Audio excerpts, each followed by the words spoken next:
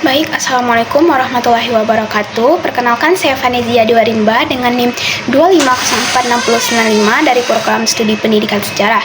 Nah, pada kesempatan kali ini saya akan membahas hasil dari buku teks sejarah saya yang berjudul Muhammad Hatta dan Perjuangannya untuk Indonesia. Dan ini merupakan simulasi akhir dari ujian akhir semester saya. Nah, saya akan menjelaskan apa isi minibook saya yang berjudul Muhammad Hatta dan Perjuangannya untuk Indonesia. Nah, minibook ini membahas tentang perjalanan hidup Muhammad Hatta mulai dari masa kecil, pendidikan, perjuangannya di Belanda, perannya dalam kemerdekaan Indonesia, hingga pemikiran dan keteladannya bagi generasi muda seperti kita saat ini. Nah, pertama, kita harus terlebih dahulu mengenal siapa sih Muhammad Hatta itu. Nah, Muhammad Hatta ini lahir di Bukit Tinggi, Sumatera Barat pada tanggal 12 Agustus 1902. Nah, beliau ini merupakan salah satu tokoh penting sebagai proklamator bersama Soekarno. Nah, selain itu beliau ini juga dikenal sebagai Bapak Koperasi Indonesia karena pemikirannya itu mengenai ekonomi. Nah, jika kita melihat masa kecilnya Muhammad Hatta, beliau rajin tumbuh sebagai anak yang rajin belajar, disiplin, dan hidup sederhana. Meskipun telah kehilangan ayah, tapi beliau tetap mendapatkan bimbingan dan pendidikan yang layak dari keluarganya. Nah, sejak kecil, beliau ini memiliki kebiasaan yang sangat baik, yaitu membaca buku dan surat kabar ya. Nah, kebiasaan inilah yang kemudian membentuk wawasan dan cara berpikirnya beliau. Nah, di lingkungan masyarakat Minangkabau yang menghargai pendidikan juga sangat berpengaruh terhadap perkembangan dirinya. Nah, selanjutnya mengenai pendidikan Muhammad Hatta, beliau memulai pendidikan di ELS atau Europe Leisure School. Nah, setelah itu ia melanjutkan ke Mulo di Padang, kemudian ke Prince Hendrik di Batavia. Setelah menyelesaikan pendidikannya di Indonesia itu, Hatta melanjutkan studi ekonomi ke Handelshoek School di Amsterdam, Belanda. Nah, pendidikan yang ditempuhnya itu tidak hanya menguasai ilmu ekonomi saja, tetapi juga memperluas pemahamannya terhadap ilmu politik, demokrasi, dan perjuangan bangsa yang sedang melawan penjajahan. Muhammad Hatta ini mulai aktif dalam organisasi mahasiswa Indonesia. Nah, beliau ini bergabung dengan Perhimpunan Indonesia, yaitu organisasi mahasiswa Indonesia di Belanda yang memperjuangkan kemerdekaan Indonesia. Nah, organisasi ini awalnya bernama Indiske Vereniging, kemudian berubah menjadi Perhimpunan Indonesia sebagai bentuk semakin kuatnya semangat nasionalisme para mahasiswa Indonesia. Nah, dalam organisasi tersebut yang telah saya baca di minibook saya itu, nah, Hatta ini dipercaya menjadi ketua pada tahun 1926. Nah, di bawah kepemimpinannya, pemerintahan Indonesia ini menjadi semakin aktif memperkenalkan perjuangan bangsa Indonesia kepada dunia internasional. Nah, Hatta ini juga sering menulis artikel, menyampaikan pidato, serta menjalin hubungan dengan organisasi internasional yang menentang penjajahan.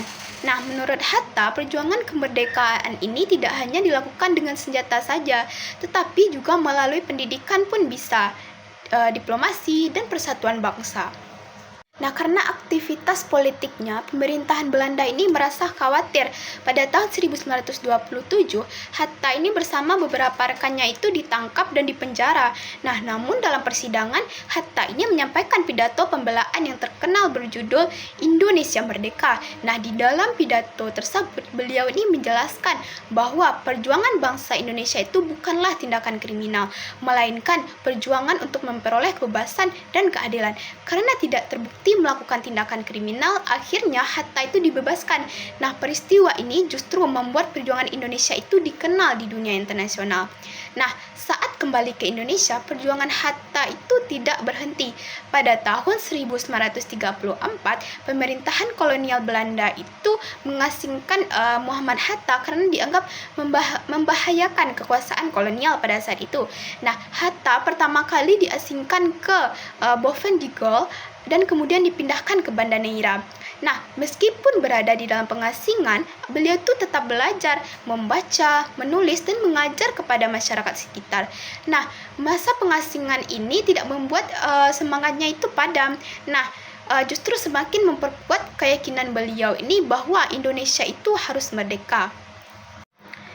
Nah, selanjutnya, menjelang kemerdekaan Indonesia, Muhammad Hatta ini memiliki peran penting di dalam peristiwa Rengas Dengklok. Nah, pada tanggal 16 Agustus 1945, Hatta dan Soekarno ini dibawa oleh golongan muda ke Rengas Dengklok. Nah, tujuannya itu adalah agar mereka ini segera memproklamasikan kemerdekaan, tanpa campur tangan Jepang. Nah, setelah itu melalui berbagai diskusi dan kesepakatan, akhirnya Soekarno dan Hatta ini kembali ke Jakarta untuk menyusun teks proklamasi. Nah, pada malam hari tanggal 16 Agustus 1945, teks proklamasi itu dirumuskan di Rumah Laksamana Maeda oleh Soekarno.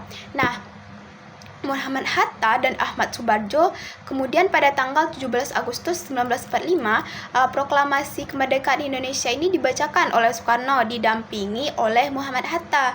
Nah, peristiwa ini menjadi puncak perjuangan panjang bangsa Indonesia dalam meraih kemerdekaan. Nah, setelah melalui masa proklamasi ini, tepatnya pada tanggal 18 Agustus 1945, Muhammad Hatta ini diangkat sebagai wakil presiden pertama di Indonesia.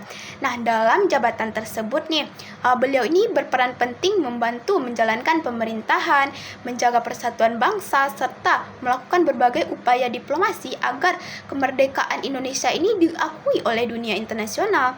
Nah, saat berperan dalam bidang politik, Hatta ini juga memiliki berbagai pemikiran ekonomi yang sangat penting. Nah, beliau percaya bahwa kesejahteraan rakyat itu harus menjadi tujuan utama di dalam pembangunan ekonomi. Nah, karena itulah Hatta ini sangat mendukung sistem koperasi. Nah, menurutnya koperasi ini sesuai dengan budaya gotong royong masyarakat Indonesia. Nah, melalui koperasi ini masyarakat itu dapat bekerja sama untuk meningkatkan kesejahteraan bersama. Nah, karena jasa dan pemikirannya tersebut, Muhammad ini dikenal sebagai Bapak Koperasi Indonesia sampai sekarang ini. Nah, hal yang paling penting untuk kita pelajari itu adalah keteladanan Muhammad Hatta. Nah, beliau itu kan dikenal sebagai pribadi yang jujur, sederhana, disiplin, dan bertanggung jawab, dan memiliki semangat belajar yang sangat tinggi. Bahkan ketika beliau menjadi wakil presiden, beliau itu tetap hidup sederhana dan tidak suka berlebihan.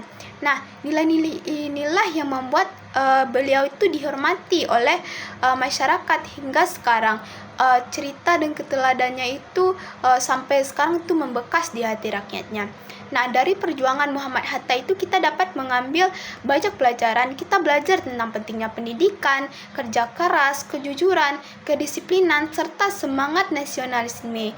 Nah, Hatta itu menunjukkan bahwa perjuangan itu tidak selalu dilakukan dengan senjata, tetapi juga melalui pemikiran, pendidikan, dan diplomasi yang cerdas. Itu juga bagian dari nasionalisme.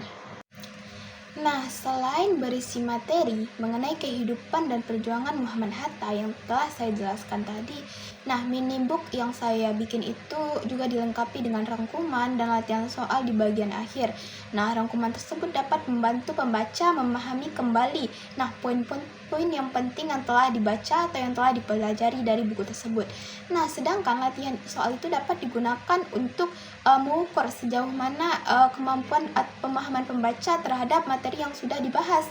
Nah, dengan adanya rangkuman dan soal tersebut, proses belajar menjadi lebih mudah, terarah, dan menarik. Dan dengan demikian dapat kita pahami bahwa Muhammad Hatta merupakan salah satu tokoh penting dalam sejarah Indonesia yang memiliki peran besar dalam sejarah Indonesia dan perjuangan kemerdekaan Indonesia. Nah, melalui semangat belajar, kedisiplinan, kejujuran, kesederhanaan serta rasa cinta tanah air yang beliau miliki, kita dapat mengambil banyak pelajaran dan menjadikannya sebagai keteladanan di dalam kehidupan sehari-hari. Nah, saya berharap mini book tersebut dapat menambah wawasan dan pemahaman bagi kita semua mengenai bagaimana sih perjuangan Muhammad Hatta itu, serta menemukan rasa menghargai jasa para pahlawan yang telah berjuang demi kemerdekaan Indonesia. Nah, sekian mungkin presentasi yang dapat saya sampaikan mengenai hasil dari minimum yang telah saya bikin untuk ujian akhir semester mata kuliah kurikulum buku teks sejarah. Nah, mohon maaf jika terdapat kekurangan dan kesalahan dalam penyampaian saya dalam menyampaikan materi yang telah saya presentasikan tadi. Terima kasih atas waktu dan perhatian Ibu dosen dan teman-teman semuanya. Saya sudahi dengan wabillahi taufiq wal hidayah. Assalamualaikum warahmatullahi wabarakatuh.